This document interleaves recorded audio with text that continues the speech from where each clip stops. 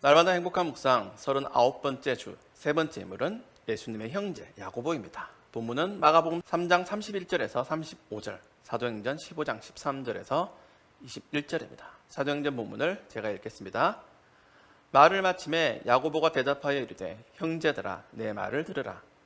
하나님이 처음으로 이방인 중에서 자기 이름을 위할 백성을 취하시려고 그들을 돌보신 것을 시므온이 말하였으니 선지자들의 말씀이 이와 일치하도다. 기록된 바 이후에 내가 돌아와서 다윗의 무너진 장막을 다시 지으며 또 그 허물어진 것을 다시 지어 일으키리니 이는 그 남은 사람들과 내 이름으로 일컬음을 받는 모든 이방인들로 주를 찾게 하려 함이라 하셨으니 즉 애로부터 이것을 알게 하시는 주의 말씀이라 함과 같으니라.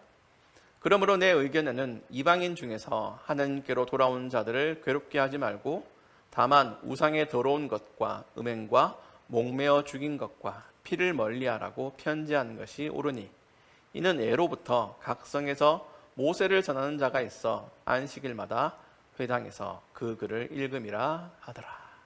아멘. 첫 번째 묵상 질문입니다. 야고보는 예수님을 어떻게 생각하고 있었습니까?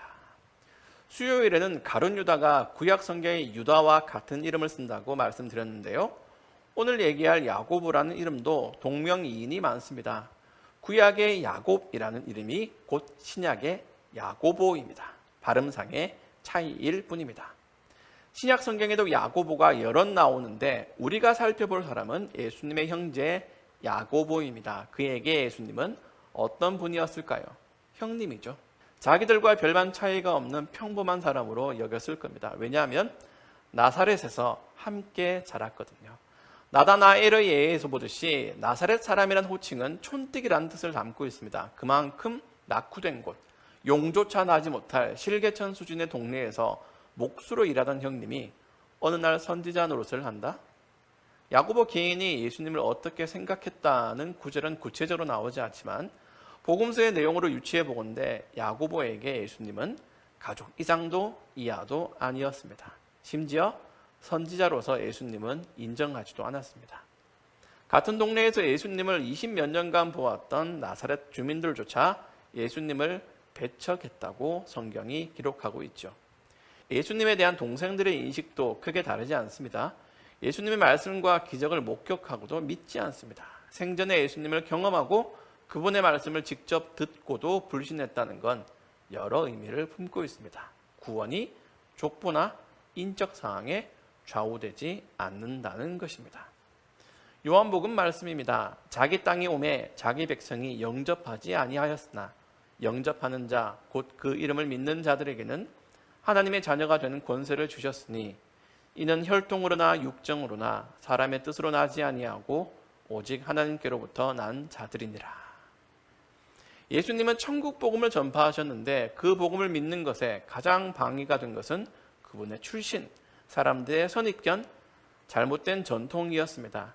예수님의 형제조차 이 함정을 피할 수 없었죠. 예수님의 인격과 사역을 체험하고도 배신한 가룟 유다처럼 예수님의 동생인 야고보도 믿음이 주어지지 않으면 구원받을 수 없는 죄인일 뿐입니다. 두 번째 질문입니다. 야고보가 변화하게 된 계기는 무엇입니까? 그러면 누가 예수님을 믿는 사람입니까? 가문이나 인맥이 아니라면 무엇이 구원에 이르게 합니까? 야고보가 변화한 계기를 보면 알 수 있습니다.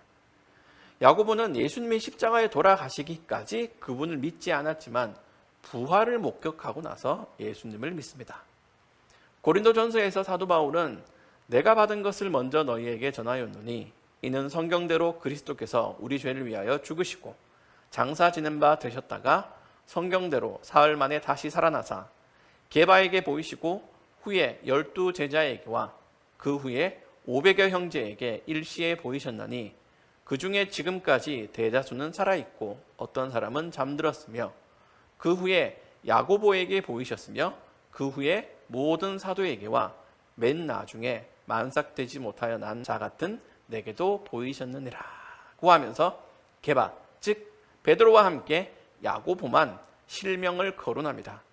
그만큼 야고보에게 예수님의 부활은 극적인 계기가 되었음을 알 수 있죠. 야고보는 오순절 성령 강림 때 다시 등장합니다. 사도행전 1장 13절을 보면 예수님의 어머니 마리아와 예수님의 아우들이 제자들과 더불어 마음을 같이하여 오로지 기도에 힘쓰더라고 합니다. 거기서 야고보 또한 성령을 받고 이후에 초대교회의 기둥이 됩니다. 이방인 선교의 대전환점이 되는 예루살렘 공의회에서 회의 결과를 발표하는 중요한 위치에까지 서게 되죠. 그 장면이 바로 오늘 사도행전 본문입니다. 세 번째 질문입니다. 야고보를 묵상하면서 깨닫는 진리는 무엇입니까? 이방인 선교의 상징적인 인물이 바울이라면 유대인 선교의 상징성은 야고보에게 있습니다. 야고보는 유대인들에게 유대인다운 그리스도인이었습니다. 그는 야고보서를 쓰면서 자신을 그리스도의 종으로까지 소개합니다. 예수님을 가장 가까이서 경험했으면서도 불신했던 사람이 그분의 종으로 자처하는 모습을 보면서 우리는 모든 신자의 믿음 또한 다르지 않음을 발견합니다. 우리도 이스라엘 나라 밖의 사람이고 약속의 언약들에 대해서 외인이었습니다. 나면서부터 죄인일 뿐 아니라 어릴 때부터 생각하고 계획하는 것이 전부 악한 자들이었습니다. 혈통이나 인연을 따질 것도 없이 우리는 본래 예수님을 믿지 않던 자들입니다. 그런 우리가 믿음을 소유한 것은 순전히 은혜입니다.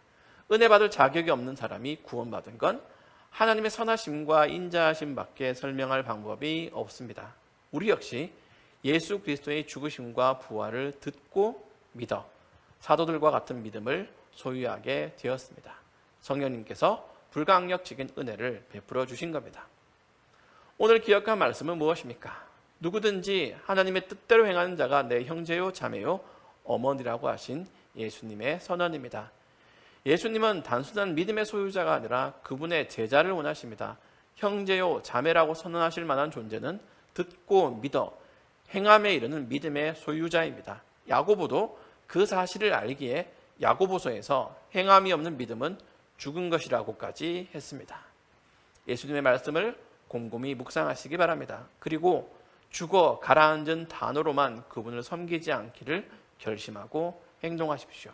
할 수 있는 바로 그것으로 예수님의 제자요, 형제요, 자매인 것을 증명하는 삶을 사시기를 바랍니다. 오늘도 중고등부를 위해 기도해 주십시오. 청소년 시기에 하나님이 주신 꿈을 소유하도록, 그리고 평생을 함께할 친구, 그것도 같은 신앙의 꿈을 공유할 수 있는 참된 친구를 만날 수 있도록 기도해 주시기 바랍니다. 기도하고 마치겠습니다. 하나님 아버지, 오늘도 한 사람의 삶을 통하여서 저희의 신앙을 되돌아보았습니다. 저희가 예수님을 전혀 믿지 않았을 뻔한 그 환경과 상황에 처해 있음에도 하나님의 한없는 은혜로 저희를 불러주시고 믿음을 가지도록 인도해 주셔서 감사드립니다. 이 믿음을 잊지 않도록 더 튼튼해지도록 인도하여 주시옵소서. 우리 주 예수님의 이름으로 기도드립니다. 아멘.